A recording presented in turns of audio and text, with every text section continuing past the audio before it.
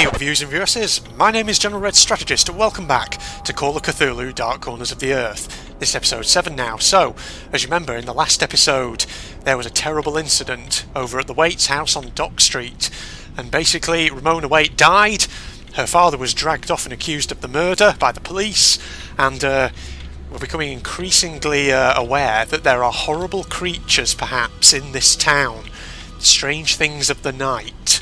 Especially Ramona Waite's mother, apparently. But yes, Waite gave us the key to his variety store. It sounds like Brian Burnham may have also tried to rob that store as well, tried to get into the safe, but failed. So we're going to obviously investigate. But before we get into that, obviously as usual, we have our extract from H.P. Lovecraft. And today I've chosen another excerpt from The Shadow over Innsmouth. This is discussing the Innsmouth look, and it goes like this. Only a very rare affliction, of course, could bring about such vast and radical anatomical changes in a single individual after maturity. Changes involving osseous factors as basic as the shape of the skull, but then, even this aspect was no more baffling and unheard of than the visible features of the malady as a whole. It would be hard, the youth implied, to form any real conclusions regarding such a matter, since one never came to know the natives personally, no matter how long one might live in Innsmouth. The youth was certain that many specimens, even worse than the worst visible ones, were kept locked indoors in some places. People sometimes heard the queerest kind of sounds. The tottering waterfront hovels north of the river were reputedly connected by hidden tunnels, being thus a veritable warren of unseen abnormalities. What kind of foreign blood, if any, these beings had, it was impossible to tell. They sometimes kept certain, especially repulsive characters out of sight when government agents and others from the outside world came to town. That's our extract for today, and without further ado, let's throw ourselves in. We need to find Waite's variety store. Hello, creepy bus driver, Mr. Sergeant. Will you be leaving soon? Oh. This bus ain't going nowhere tonight, fella. Engine's blowed, you see. Have to wait till morning. Damn. Is there another bus out of Innsmouth? No, but there's a hotel behind me. Gilman will have board for the night. Okay, that's not a good sign, is it, everybody? The bus is apparently not going to be leaving. We're going to have to be checking into the hotel at some point. Oh dear. But, here we are. We need to go downstairs to get into the back entrance of Waite's variety store. It's unlocked. Okay. Let's go. Keep moving.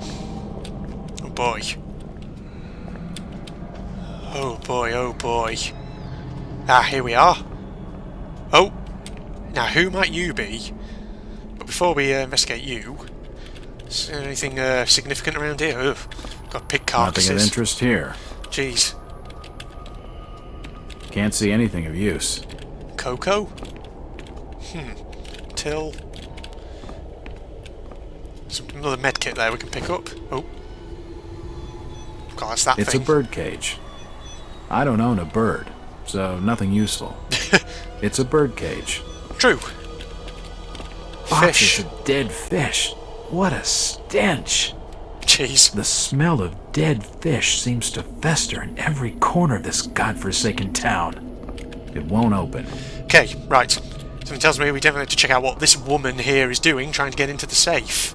You don't look like your standard crook, sweetheart. Jesus, you crazy sap! Who the hell are you?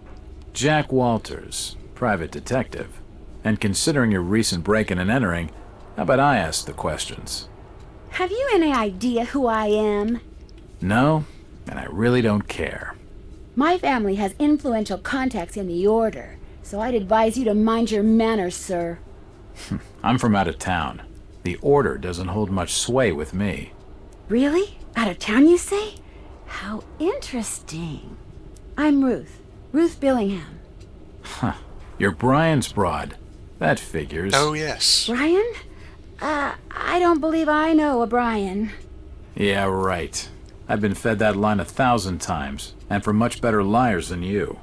Look, Ruth, the rumor around town is that your lover boy's in the hands of the Order. What? No, that's not true. They'll have him killed. It was all my idea. I just wanted a clean break from here. What do you want me to do? I don't know. You're the detective. You think of something. I'll be waiting out at the old fishing cannery the next 2 nights, just past the abandoned railway station to Rowley. Oh, did you give me something? When you find him, give him this. He'll know it's from me.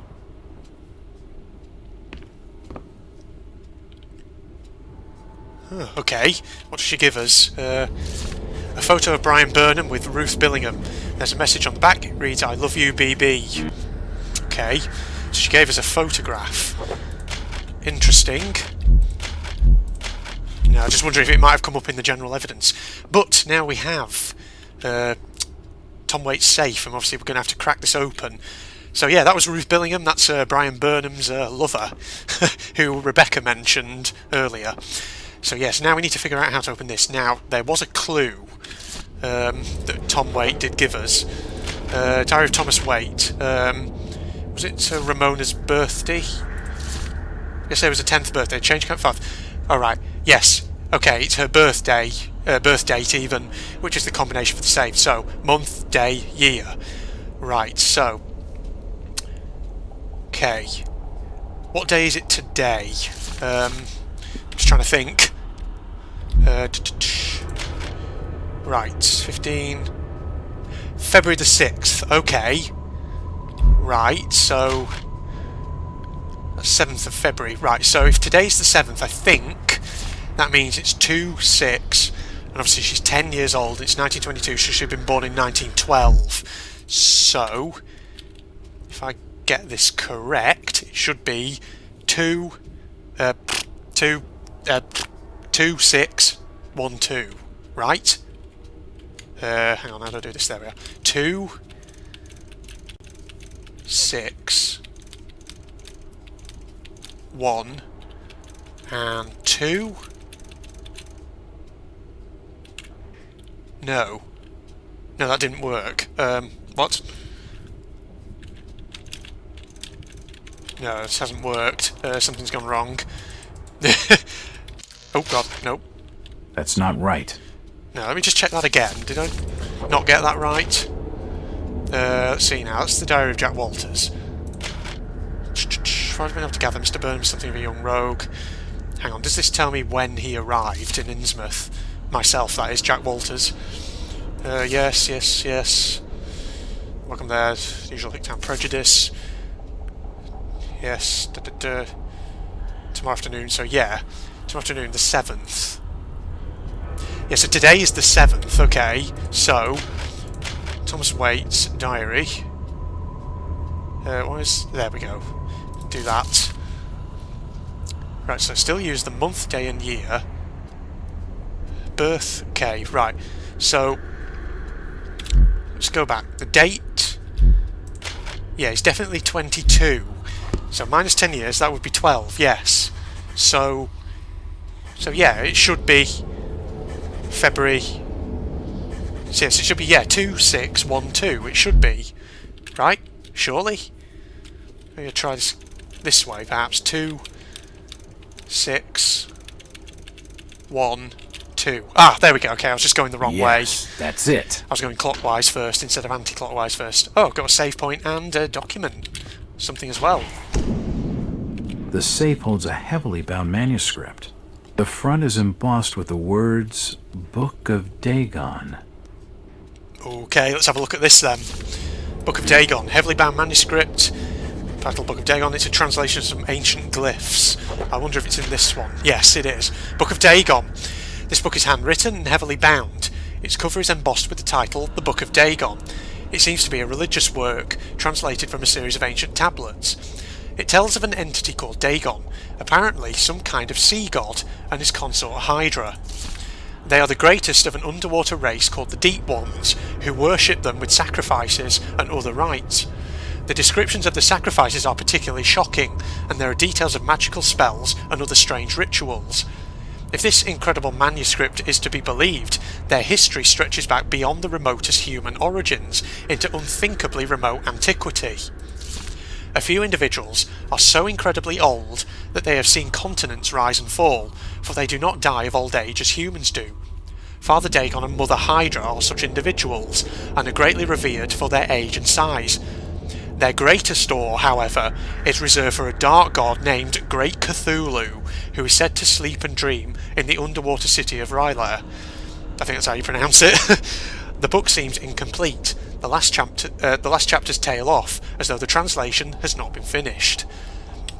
There you go. Okay. Interesting. So we have a book that details Dagon, Hydra and Cthulhu. Strange elder gods, Cthulhu being the most powerful, presumably, out of all of them. Yes, and a race of creatures called the Deep Ones, descendants of Hydra and Dagon. But we need to save. Let's save there of the second one. There we go. Good. Excellent. Fantastic. It won't open. So I'm guessing we're going back the way we came then. Oh god, look at the wallpaper just like peeling off the walls. Jeez. Very decrepit. Forward to glory. It's getting late. I'd better find someplace to check in for the night. A spooky hotel by any chance? Oh boy. It's not going to be good, is it? Just thinking, is there anything else we could explore around here and find? Just wondering. Before we head back to the hotel, I just want to explore around again. Because things do change between... Oh, what the hell? What's up with you, Birch? You put a police line everywhere. Can I not get over there? Nope. Constable, what's with the blockade? You'll better be minding your own affairs. What have you done with Tom Waite? Good question. Them police affairs has nothing to warrant your concern. Chit-chatting to him's gonna get me no place fast. You creepy bastard. There's no point talking to him. He's not gonna help. Well, clearly. Clearly not, yes.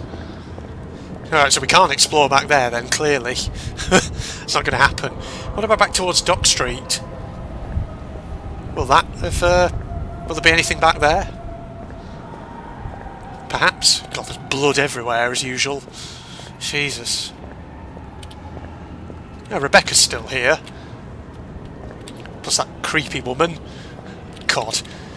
Jeez, look at your face. This town's deserted. Where is everybody?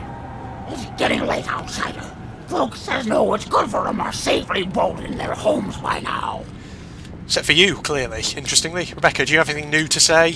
Jack, you're in perilous danger. Oh. You've got to get out of town. The order is on to you. It's not safe for you in Innsmouth anymore. The bus isn't going till morning. Seems like there's a problem with the engine. That's not good, Jack. Isn't there another way out of this crazy shithole? There's no friendly folk in Innsmouth with transport. And you can't walk it. The marshlands bounding this port are a full night's journey, and more perilous than the streets and alleys of the town. Ah, swell. You say anything else? Well, any ideas? The Gilman Hotel's your only option, but bolt your doors, Jack. Those taking board don't always see out the night. Oh, that's a bit of a hint, isn't it? Well, any ideas? Okay, it's just the same The dialogue. Gilman Hotel's your only option, but bolt your door. Oh boy.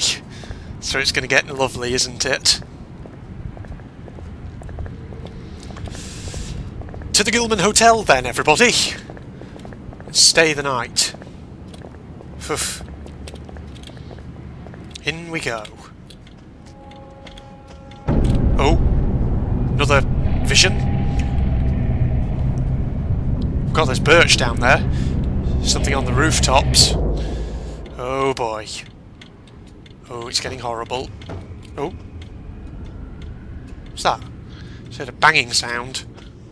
Evening, Oh. Joe. Did you hear Waite killed his own daughter? His own flesh and blood? Damn shame. Maybe. Maybe not. What do you mean, maybe, Charlie? I seen Elliot dragging him off. Caked in blood he was. Aye. But Birch reckons she were ripped open, Joe. I don't reckon Tom would have the strength for that sort of killing. I ain't got much time for talking, Charlie. I got instructions from the Order to make certain the outsider doesn't leave tonight. Oh, it all comes out. See the strange fella you brought into Innsmouth a couple hours back? Yeah. I'm reckoning on him asking for lodging here this evening. You two sound like you're conspiring. Oh, you're coming this way now, are you? Bud, what are you up to, Sergeant? Stop bothering me, stranger. Okay, I can do that. Yep, definitely. Gilman, you creepy son of a bitch. Hello. Evening. Aye. The name's Jack Walters. I'm just visiting. You don't say, sir. Gilman. Charlie Gilman. I run this here hotel of an evening. It seems the bus has been delayed till morning. Is it, sir? That's an awful shame. Do you have board for the night? We've plenty on the top floor of the house. Nice views over the town, I'm told. Oh. Great. That sounds just swell.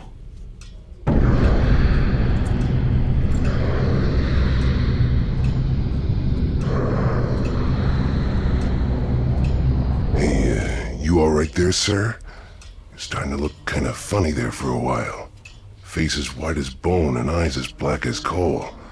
Like you'd seen a ghost or something. Uh-oh.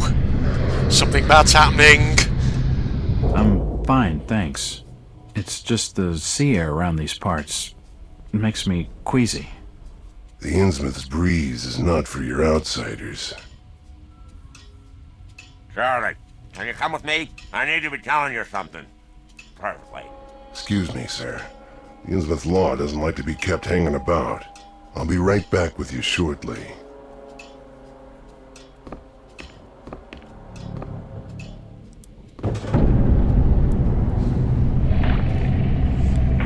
Oh, something's getting closer.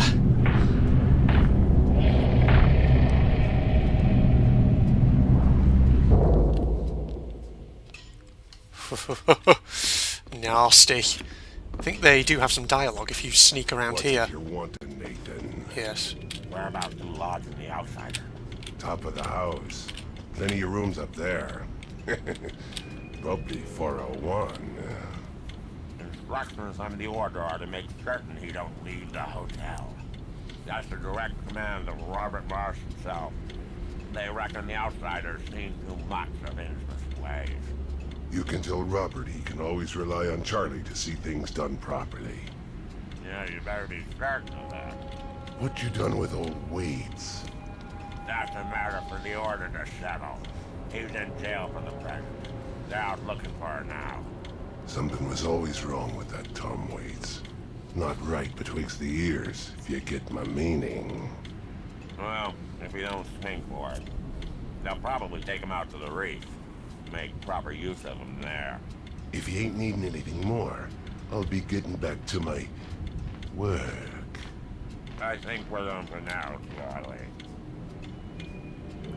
They say that, but then they just stand there, because technically you're supposed to be doing something whilst they're doing their thing. But you can actually go up to them and talk to I'll them. be with you in just a moment, sir. If you'd mind waiting in the lobby. You say anything? Do you say anything? There's a curfew tonight. Command or the order of Dagon. Okay, yeah. Just gonna leave you two creepy fuckers there, whilst I go and do my thing.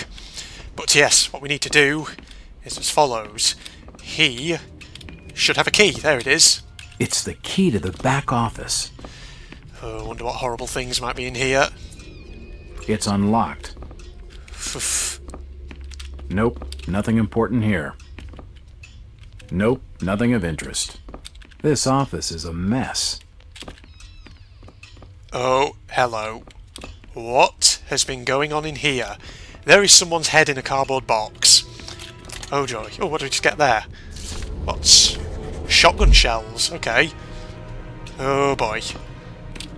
Oh dear. The hatchet is encrusted with blood. I'm not touching it. Something tells me we have a murderer on the loose. What's this? Got some evidence. What do we got? Post-mortem records. She were a lively one and no mistake. I kept her going as long as I could, for the music she were making. Such a pair of lungs. And after she were done, I found those lungs on her look as good as they sounded. Maybe I'll keep them. Her liver was particularly sweet as well. I never much wanted to go to New York, but if they all talk as much as this one, I reckon I ain't missing much. As soon as he woke and saw the knives, he was away talking and pleading and bargaining for his life. All them words made me dizzy, and I had to take his tongue first to stop him. In future I'd better wait a while after they eaten dinner, for his innards stank awful. The bones was nearly all out before he died. I was real careful round the arteries, so as he didn't lose any more blood than could be helped, and he lasted a lot longer for it. The flesh moved on its own as he tried to work his arm, but with the bones gone, there weren't nothing it could do, just twitch. I took it out, the strap, so it could move free, and I watched. The new gag worked much better, and he was more quiet than the last. Yep, this sounds like the diary of a psychopath. Oh dear. I wonder what secrets this book holds. Well, we've just read it, but yeah. Oh boy. There are severed body parts strewn all over the office. What in God's name has been happening in this place? What do you think? Murder? There are severed body parts strewn all over the office. Alright, better get out of here, I think.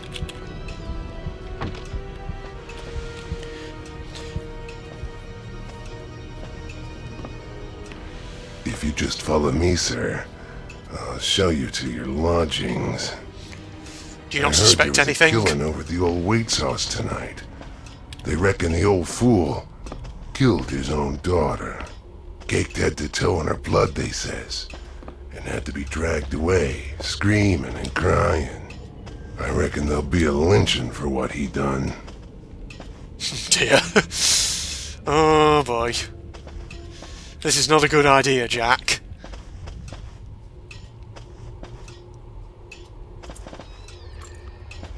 That animation. Oh boy. Oh boy. You're still looking pallid, sir. You're needing to have yourself some rest. Sleep well, and keep down the racket. Us Innsmouth are quiet folk. Oh!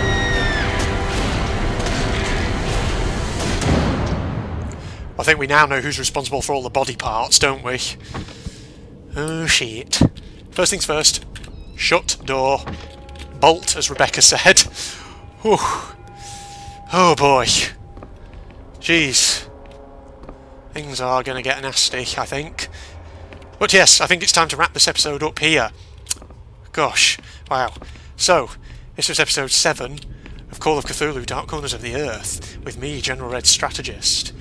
So we went to the Waits variety store, got the Book of Dagon, and now the bus, it seems, is having engine problems, and we're not going to be able to leave the town tonight. And Rebecca is telling us that we're in mortal peril, so let's just say, from my memories of this game, episode 8 is going to be when it really all kicks off, when shit hits the fan. But you're going to have to join me for the next episode to see that. So yes, in the meantime, this is General Red signing off.